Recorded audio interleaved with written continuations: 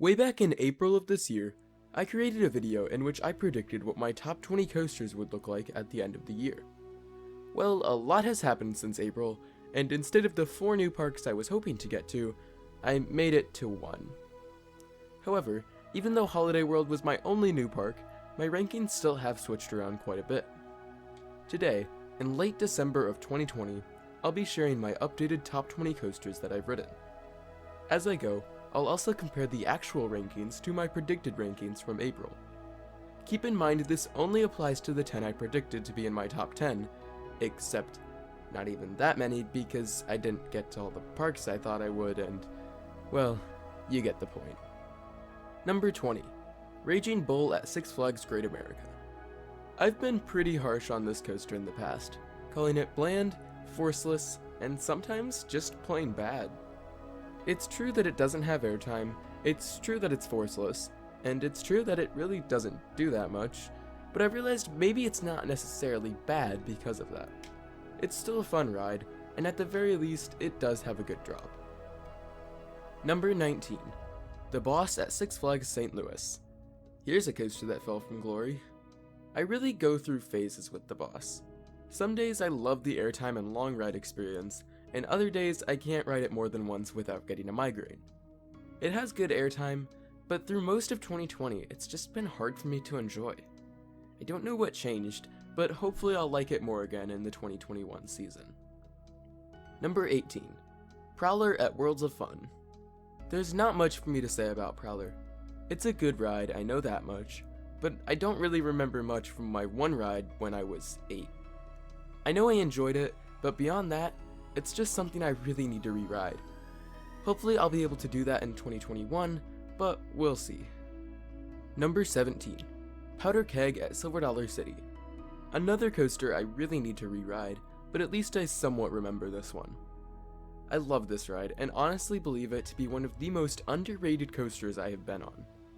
It has a great launch and a super fun layout that even has some solid airtime. It's such a fun coaster for its small scale, granting it an easy spot in my top 20. Number 16. American Thunder at Six Flags St. Louis. I don't know what happened to American Thunder, but it did not run well in 2020. It wasn't rough or anything, it was just slow. It lacked the usual ejector and laterals, which were replaced by rather weak pacing and on some days, a strange rattle sensation. Don't get me wrong, it's still fun, just not what it used to be for whatever reason.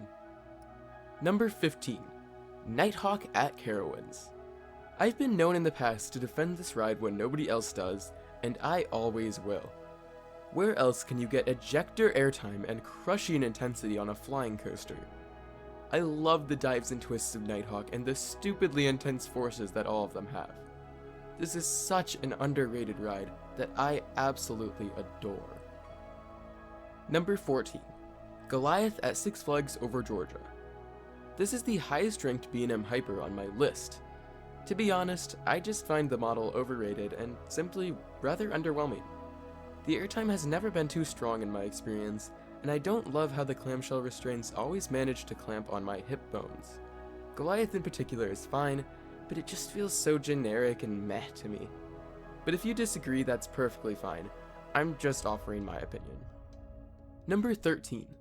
Rock and Roller Coaster at Disney's Hollywood Studios. From overrated back to underrated, this ride is so good. The theming is amazing, the launch is super forceful, and the layout is surprisingly enjoyable. I love the chill yet also intense vibe the ride gives off, and something about it just wows me. I love Rock and Roller Coaster. Number 12. Afterburn at Carowinds. I have mixed feelings on Afterburn. I think it's overrated, but it's still a very good invert. I've seen it commonly said that Afterburn is one of the most intense inverts, but I just don't agree. I think it's a lot of fun, but I never even grayed out on it through my 3 rides. Even without positives, I love the whippy inversions and buttersmooth ride. The layout is great, and overall it is a lot of fun. Number 11. Screamin' Eagle at Six Flags St. Louis. Screamin' Eagle has really shot up in my rankings this year. It has been running insane, with me even making the bold claim that on a good day, in the second to back row of the blue train, at night, I enjoy Screaming Eagle more than Fury 325, a massive B&M Giga coaster. There's something about this PTC Woody that a modern Giga just can't provide. There's even a few insane pops of ejector on Screaming Eagle, it's just so good. Number 10. Copperhead Strike at Carowinds. This is a multi-launch, multi-looping muck coaster, and they knocked it out of the park, providing a smooth, airtime and hangtime packed ride. The launches may not be forceful, but the elements more than make up for it. The hangtime on almost all the inversions is crazy sustained, yet still comfortable, and the airtime is strong ejector every time. There's even a super whippy transition at one point. It's a full package that everyone can enjoy. Number 9. Twisted Cyclone at Six Flags Over Georgia, predicted to be my number 8. Surprisingly, that guess was pretty close. Twisted Cyclone is a pretty fun little RMC, the key word there being little. There is not much height to this ride, which leaves little speed for lots of elements. But RMC made do and gave us a great ride anyway, even if it may not be their best work. There's a few super strong ejector pops, and the rest sure does exist. Number 8. Goliath at Six Flags Great America. After some debating, I rank this Topper Track Woody over Twisted Cyclone. It just feels a bit more complete than its blue opponent, with a larger and better variety of elements. It has a super fun first turn, 2 solid inversions, and 2 amazing moments of airtime. Only one element feels lacking, compared to 4 on Twisted Cyclone. Overall, I just find Goliath a bit more enjoyable, so this is where it goes. Number 7. Thunderbird at Holiday World. I can't say I was expecting too much from Thunderbird, but man, was it a lot of fun. The launch was surprisingly forceful, and every inversion was super fun, especially the 2 rolls in the second half. Even the twisted airtime hill is a lot of fun. Holiday World and B&M took a bit of a risk with Thunderbird, and in my opinion, it definitely paid off, as they got a great wing coaster with some super fun elements and excellent pacing. Number 6. Raven at Holiday World, predicted to be just outside of my top 10. Raven was shocking to me. A ride in the back car is something unlike any other coaster I've ridden. It's super aggressive, but still manages to be a whole lot of fun. There's even an insane moment of ejector airtime that's directly followed by a great section of lateral packed turns. I couldn't believe how much I loved Raven when I got off, and it easily lands in my top 10. Starting off the top 5 is number 5, Fury 325 at Carowinds, predicted to be my number 7. I've talked about Fury many times, so I'll try to keep this brief. It's good, but it's lacking. The first half is insanely good and number 1 material, but the second half dies so hard that it's just hard for me to see it any higher than number 5. Just remember that having it at number 5 doesn't mean I hate it, it just means that I like other coasters better. Number 4. Time Traveler at Silver Dollar City, predicted to be my number 8. I adore this ride so much. It's so enjoyable and fun while also being thrilling enough to always keep me wanting more. Every element is perfectly executed, from the 90-degree drop out of the station to the graceful vertical loop. Take all of the butter smooth elements and take them spinning, and they just get that much better. Huge props to Muck and Silver Dollar City for making such an amazing ride, and I can't wait for more of these to come. Number 3. The Legend at Holiday World.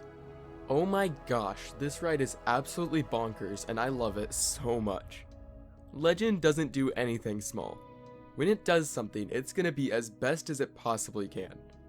I went into Holiday World thinking I didn't like laterals, and Legend destroyed that thought, showing me that I actually love them. It's so aggressive throughout the whole ride, but especially in the middle section, where you just get tossed around like a rag doll. If that's not your thing, then I can understand how you might not love Legend, but for me, it's almost a perfect ride. There's nothing it does wrong, and even the dead spots are still amazing. I am still in awe of Legend to this day, and I think it will always remain one of my personal top coasters. Number 2. Outlaw Run at Silver Dollar City, predicted to be my number 5. I will never get tired of Outlaw Run. It has the full package, an amazing drop, whippy inversions, twisted airtime, sideways airtime, straight airtime, hang time, and laterals. There's nothing to not love, because every element is doing something. It's not too long, but it's just bang bang bang, one thing right after the other, and I could ride it all day. But there's one coaster that I like more than Legend, even more than Outlaw Run, and it's probably not hard to guess if you don't already know it. But before that, let's name some honorable mentions. First, Batman the Ride at Six Flags St. Louis. On a good day, this makes my top 20 easily, but on a bad day, it can barely crack the top 30. I want to put it higher on the list, but its inconsistency leaves me hesitant. Second is Mr. Freeze Reverse Blast, also at Six Flags St. Louis. This is much like Batman. If I'm feeling it, it's amazing, but otherwise I often come off with a headache from how intense it is. If that's your kind of thing, then awesome, you'll love this thing, but it's just not for me. The third and final honorable mention goes to the Superman Ultimate Flight clones I've ridden at Six Flags Great America and Six Flags Over Georgia. They're fun and the pretzel loop is amazing, but after that highlight element, they die a bit. Number 1. The Voyage at Holiday World, predicted to be my number 1. I was dead on. The Voyage is so indescribably incredible. I definitely can't go through the whole thing in a short period of time, so if you want more, go check out my review on it, but here's the bite-sized version. Wowie. It is so long and every second of it has a force of some sort, whether it be strong ejector, strong floater, positives, or strong laterals. There's literally nothing not to love. It has the second most airtime of any coaster ever, and it really does feel that way. It also feels like it never ends. The layout is stupidly long, winding way back into the woods and having to come all the way back. There's no words to describe how good Voyage is. If any ride out there is truly perfect, this may just be it. That's all I've got for my 2020 Top 20, and that's all I got for you in 2020. Thanks for watching me all through the year, even through all the horrible COVID stuff going on. I hope you guys have been staying safe and continue to do so through the new year. I can't thank you enough for the support you've given me in 2020. It means more to me than you'll ever know. I'll see you next year. Happy New Year.